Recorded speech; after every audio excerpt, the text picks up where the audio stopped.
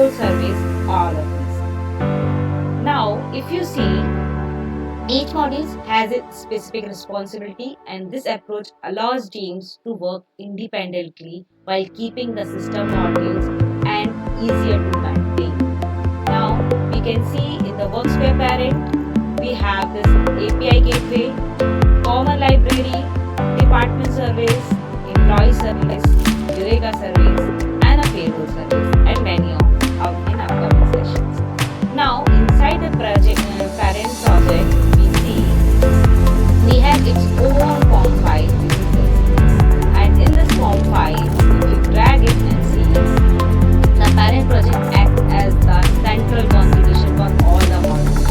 It manages all the dependencies versions which we are going to share into the multiple modules and it is used as a common base set. This helps us to avoid the duplicate configuration in every service. There will be a common library which having three common features like an example, common response modules, exception classes, utility classes, constant shared EQs.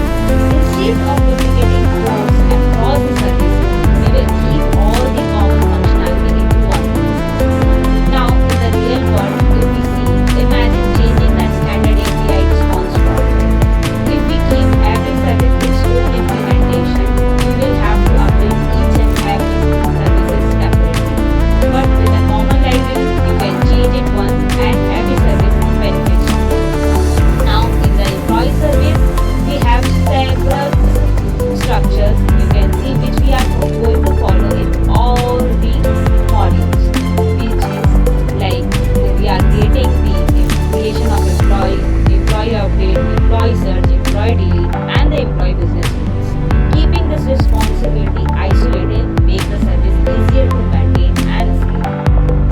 Similarly, we have a department service. The department service manages the department related information. It doesn't need to know how the payroll works. It simply focuses on the department operation. Similarly, we have the payroll service.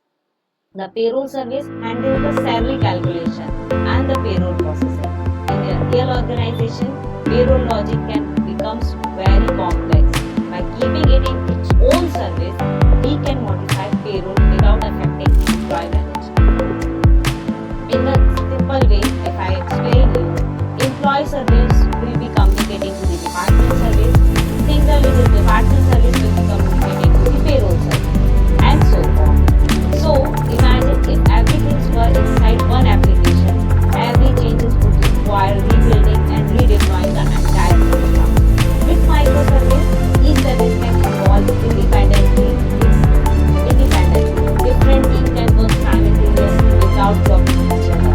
This improves scalability, deployment, flexibility, and maintenance. Inside the project structure, you can see we have a several layers, which is controller, entity, mapper, repository, security, service, inside the service IAM and the base class. So these structures we will be following in the same and layered architecture all the modules. This consistency makes it easier for developers to understand the code easier, code base, even when we are switching between services. One important lesson that I have learned is that the architecture decision should always support long-term maintenance. It's tempting to put everything into one project when starting out, but thinking ahead saves a lot of effort as an application. Good project organizing and investment that pays off over. Now, at the summary, I can describe today we explore the overall structure of the Worksphere and understand why we are organizing it into a multiple service. In the next episode, we will move inside the employee service and we will start understanding the role of controller service, repository, DTO, and entity. For the end, I need to say today engineer inside of it. A well-structured project isn't just easier to build, it's easier to maintain, scale, and hand over the next